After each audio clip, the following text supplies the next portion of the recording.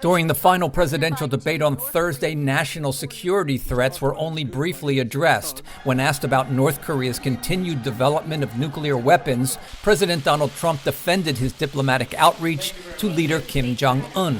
You know what, North Korea? We're not in a war. We have a good relationship. You know, people don't understand. Having a good relationship Trump, with leaders of other countries is a good thing. Democratic candidate Joe Biden criticized Trump's unilateral foreign policy approach that he said has failed to restrain America's adversaries. He's legitimized North Korea. He's talked about his good buddy who's a thug, and he talks about how we're better off. And they have much more capable missiles, able to reach U.S. territory much more easily than ever did before.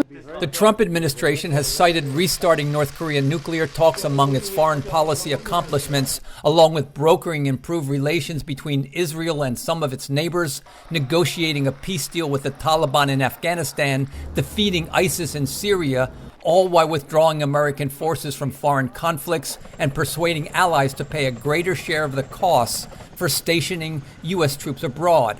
While Biden faults Trump for allowing Iran, Russia, and China to expand their power and influence as the U.S. pulls back from its global leadership role. And in particular, he denounced Trump for refusing to confront Russian leader Vladimir Putin over reports that Russia paid bounties to the Taliban for killing U.S. soldiers.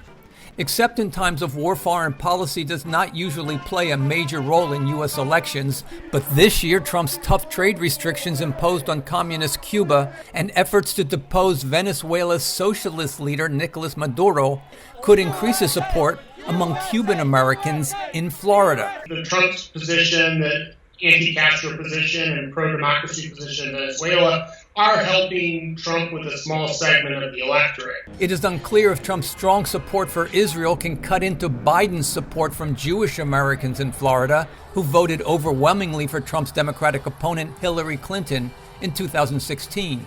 The president's tariffs on China for unfair trade could also shore up his support among working-class voters in industrial states like Michigan and Pennsylvania.